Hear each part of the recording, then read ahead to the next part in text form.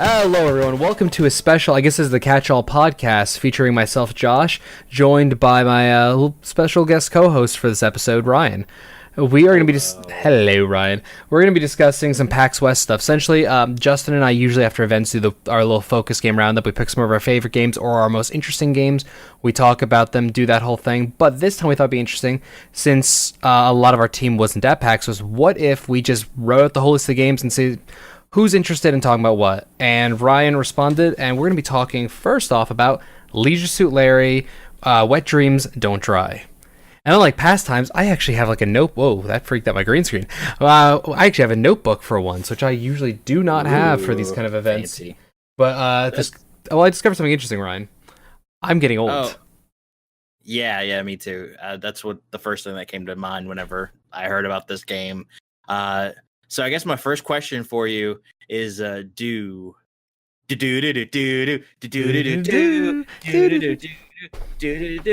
the theme song of Leisure Suit Larry. Sorry, I didn't mean to put everybody through that. Which is now making me think about it. I at no point did I hear that theme song, so I'm wondering if that actually is still in the game. I didn't hear that featured at any point. Funny enough, Al Lowe wrote that theme song Yeah. on a saxophone, so probably not, because unfortunately, my man Al, it doesn't seem like he's involved in this. Did you hear anything about that? He is not involved at all. So essentially what it is the rights for Leisure Suit Larry has been passed on a few times at this point. The current rights holders hired a studio well known for making adventure games. They made a bunch of successful ones at this point. I actually think a couple, if I remember exactly. Just essentially they were contracted out to do it, though they were fans of Leisure Suit Larry, but Al has nothing to do with this game at all. It's a bummer. I mean, you can go back and you can check our old video podcast. We actually had an interview with Al Lowe, the original creator of Leisure Suit Larry. Great guy. And it's a great interview to watch. So, if you want to look through the archives, it's in there somewhere. But like everything that I've seen for this one so far, it doesn't feel like the originals. And I'm not one to be super nostalgic over something like that. Mm-hmm. I'm not going to be the person that's not going to play it just because like, this isn't my Star Wars. You ain't going to ruin my childhood. Like, they've already fucked this guy over many, many times. Like, Magna Cum Laude. Magna Cum Laude was okay. It's box office bust, I think, was the next one. That was an unmitigated piece of shit. Like, Magna Cum Laude. I couldn't even bring myself to play it. Magna Cum Laude at least had its some interesting moments in it. They had some interesting mini games. There were a couple of jokes. There was a few jokes in it that were interesting. The mechanics were okay. Box office bust was the worst attempt at it. Yeah, it was the worst attempt at like an open world sandbox. I think that's what they were going for, that I have almost ever seen in any game ever. It was just not good. I couldn't even bring myself to play it. But like I said, the only experience I have with this so far is just some of the trailer stuff. And watching the trailer, it doesn't feel right. Like, it doesn't sound like it. Like, I know that they probably couldn't get the exact same voice actor for it, and I understand that. But it doesn't sound like it, and it doesn't look like it. Like, I feel like they're going for much more of an air of realism with it. Mm-hmm.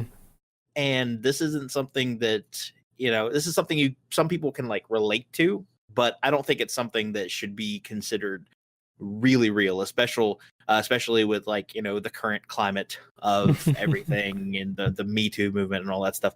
So I'm interested to see how they're going to kind of do it with that. Cause I mean, the whole point of the game is to get a loser laid, like pretty much. So essentially with the game, just to be I didn't feel once they played through essentially the opening, 10 or so minutes of the game and then jumped forward and like showed different stuff in the game for what I saw, and it didn't feel like as realistic as the trailer kind of portrays it. Yes, it's kind of based in this real world and stuff like that, but it still felt cartoony to a strong extent. Now, so just to fill people in, the story of this game essentially is that Larry wakes up in an underground bunker beneath Lefties. He has somehow been transported from 1989 to 2018. And that has no bearing on the story other than the fact that it's just Larry was sent through. It's somehow time traveled. It literally has no bearing whatsoever. It is not, as far as I could tell, in any way, shape, or form connected to the storyline, the loose storylines of the previous games.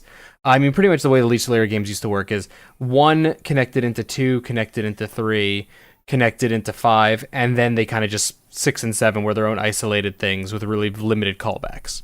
Was kind of how those games worked. This feels closer to 6 and 7. It's its own thing.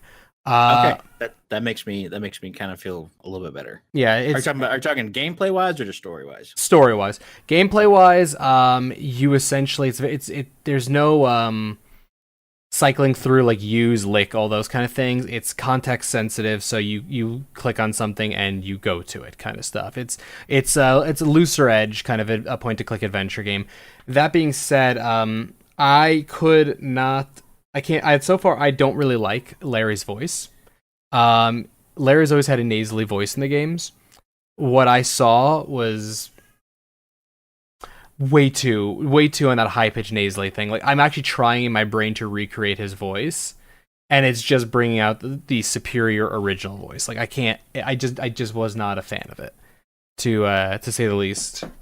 Yeah, and I mean that's something super picky to bitch about, you know. And I grew up with Leisure Suit Larry, so it's like a fifth uncle in my life, you know. So it's like I know that creepy uncle. Yeah, well, all of my uncles are creepy. Anyways, the basis of the game is Larry discovers a cell phone, but except it's this like one with like an advanced AI. He goes to the game's version of Apple. The game actually slowly unlocks a bunch of different things. So there's, instead of Instagram, there's Instacrap, which all of the cutscenes in the game are done like Instagram or Instacrap stories.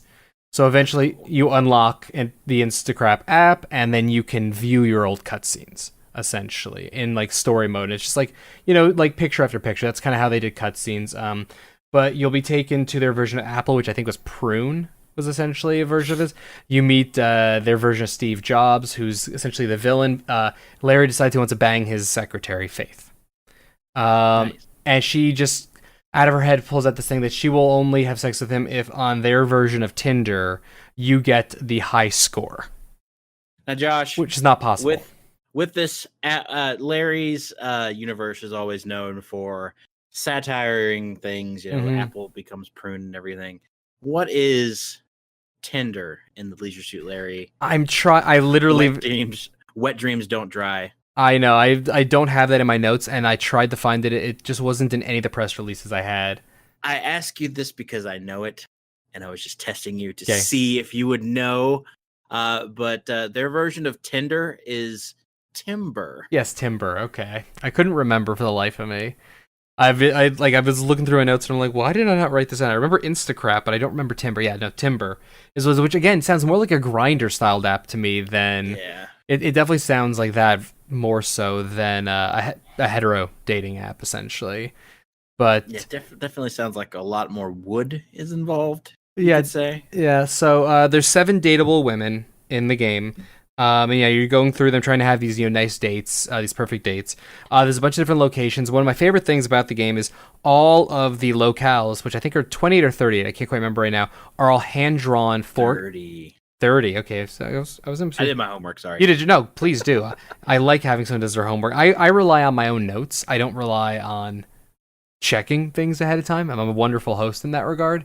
We're not big on all that fact shit. No, I try to make sure I have everything in order for these videos. It doesn't always happen, but yeah. So it's 30 hand-drawn locations in 4K, and they're gorgeous. Like, the locations are actually very well done, very gorgeous locations. But one of them is a sex shop, and my favorite thing about it is just like there's like a wall of vibrators, and there's the most random stuff in there, and there's like an egg beater, like a thing to destroy an egg beater kind of thing. There's like massage and stuff like that. But my favorite things is an Easter egg, the dildos from Leisure Suit Larry 7. One of them is just sitting up there. So the game does call back to some classic stuff. And then otherwise, I'm legit excited to play the game. I love the Leisure Suit Larry series. It didn't leave me with a negative thought or a positive thought. I've left kind of neutral, but a little more hopeful than I went in. And the person who was there with me also had asked this question. There are no mini games. So the last 2 Leisure Suit Larry games were known for being very mini game heavy, and then Leisure Suit Larry 7 had like strip liar's dice. There's nothing mini game in this. So that could be a positive or a negative thing depending on your opinion of those. I liked Triple Yeah, Liar's Dice. I didn't particularly like any of the other ones. yeah. Uh, I couldn't really. I could give a rat's ass less about yeah, the mini games. I mean, I agree with you. Liar's Dice was fun, yeah. and that's actually I played a demo for the Liar's Dice before I actually played the actual game. I think a lot of people did. Yeah. Um, uh, So like I was saying, I don't know how it's gonna sit well in this kind of climate. Like when they brought mhm. out Leisure Suit Larry remastered, they where they took the original one and they remastered it and make it HD, and they had the original Larry voice actor for it too. That was Yeah, which is amazing. um It was a fun. They added in an additional new person to for Larry to try to sleep with, which obviously didn't work out. Um, yeah, it was a so good game. but it was totally panned, and it was Oh yeah, just like they didn't. I guess I don't know if they didn't play the originals or whatever, or they were coming in fresh or anything. But it's one of those situations where I feel like if you know what to expect, it won't be that bad. sure, It's like if you're listening to Anthony Jeselnik tell jokes, like you can kind of expect him to just make things sound terrible. If you're sure, gonna play a Leisure Suit Larry game, you should expect bad, terrible sex jokes on everybody. more or less. And I just, as long as the humor is there for it, as long as this game makes me laugh, that's what I want from it, because that's what the originals did. They made me laugh. Yeah, this had a couple of legitimate laugh out loud moments for me, and then a lot of cringe laugh moments is how I felt about it. So overall, I'm excited to see what the game does. It's coming to PC in November, and it has a plan to bring it. They would like to bring it to the Switch, and the moment they said that, I just couldn't process the information being sent to me from that point. I'm like, I don't know about that. a Leisure Suit Larry game on the Switch. I mean, yes, point and click adventure games. I mean, Thimbleweed Park and stuff like that. They're great on Switch. A lot of things are great on the Switch, but Leisure Suit Larry game on the Switch, just I don't know how to feel about that. If they get Nintendo on board, I mean that's cool. Mm. I don't. Yeah, I mean, Whatever. that just the idea of Larry on a Nintendo system just blows my mind, honestly. But yeah, so that's kind of the plan right now. Do you have any other thoughts or questions in this experimental style of video we're doing? I mean, not really. You kind of hit all the points for it. I wanted to know about the gameplay. I wanted to know about the design and that sort of thing. And I mean, we've only got a couple months to kind of wait and see what happens with it. I mean, I'm definitely going to play it, and I'm hoping for the best. But I'm cautiously optimistic. Yeah, I'm also optimistic as well, is the best way I could put it. Again, the Larry games are very special to me because I played them, I think, at 10 or 11 years old. I don't exactly remember. It was something or thereabouts. Like, I still to this day remember the exact circumstance of convincing my dad to buy it for me and like going to buy the games. I remember going to the grand opening of the Virgin Megastore. So the Lisa Lair franchise held this very special place in my heart. I very badly still want to like film Let's Plays and all the old games and things like that. Some of the earliest stuff I reviewed on Constant Calibrating was Leisure Suit Larry, to the point that I wrote up a fake review of Larry 4 just because I was so into the idea of it. So, I hope this is good. The way I look at it is, it legitimately cannot be worse than Box Office Bust, and at what I've seen, I think it's going to be at bare minimum on par with Magnum Cum Laude as far as humor and stuff goes. But right now, I just want to see what they do with it and how like the cohesive package works. Yeah. So I mean, I'm right there with you. I'm hoping for the best. I don't want Larry to let us down like he lets himself down Pretty much all the time. Yeah, I think that's. But we've got the original. This isn't the nephew. This isn't an offshoot. This is Larry Prime. This is Larry Laffer, and I do honestly hope that, I really hope there's a cameo though from Larry Lovage in it, like just as an off like mention thing, purely because like when this takes place, that like Larry just is like, I have a nephew kind of response, kind of thing. Just something like that, and it's just like a long forgotten. What has he done to me? What has he done to my legacy, my franchise? My favorite thing, actually, by the way, about this is the fact that this time travel bunker is underneath Lefties, which anyone who played the original Larry knows that there's one of the deaths. You end up in this like factory that's producing Larry clones underneath Lefties. So to me, that is a callback. when I made a joke about that at the demo, the guy did not seem to know. Like, not seem to just seem to know, but he looked like he had a look on his face like, oh, that does I make a feel lot of sense. Oh man, that you sucked out all the hope for me.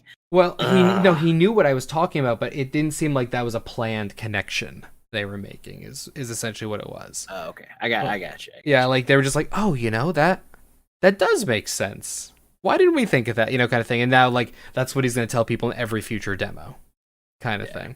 But yeah, Gotcha. but November, I'm excited for it to come around. In theory, I plan to stream it. I don't know if a game like this can be streamed. I know Yeah. the old ones were not necessarily streamable. They were quasi banned from Twitch at least. So we'll see if this is streamed. Maybe I'll make a let's play. We'll review it. We'll do some. Ryan and I Sure. will do a follow up chat about the game once we've played Oh, it. absolutely. Just I'm not sure when this exactly is going to come out. I do know you can currently pre-order it on Steam. Like Josh said, it's available November 7th. And right now it looks like there's like a special promotion on Steam where it's Okay, like 15% off. So that's cool. more than the Uh, standard pre order of 10%. So that's not bad. yeah, that's cool. Comes with a digital art book and a digital soundtrack. We don't get anything from this. I'm just reading your Steam. Yeah, no, Go. he's just giving you details. Yeah, pre-order that's your own call. If you want to pre-order shit, that is buyer beware. Yeah, dude. Do your thing. Do your thing. All right, with that, thank you for joining us for this PAX West coverage, talking about Leisure Larry, Wet Dreams Don't Dry, which I do like the name, by the way. Thank you for joining us for this. I'm Josh. This is Ryan. Join us for more videos for catch-all related stuff for PAX West. I'll be doing some written content as well, and yeah, sign off.